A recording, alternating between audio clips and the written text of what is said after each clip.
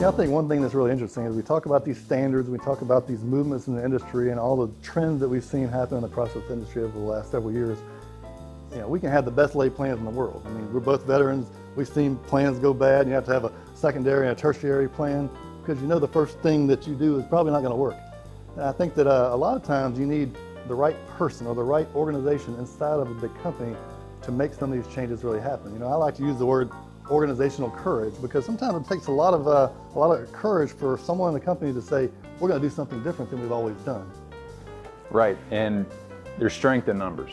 And so that's one of the common pieces of advice I give to a client that will say something to the effect of, I'm jumping up and down on my desk, begging leadership to approve this purchase order because we need to improve something. It doesn't have to be cybersecurity, but they need to improve something.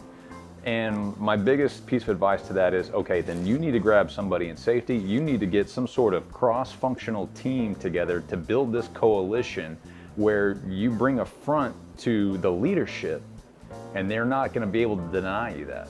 Yeah, if you can take that team and come up with a dollars and cents reason to do something different than they're doing today, that's where you really make a change. You don't necessarily always need a single person, like you said. You need a group of folks.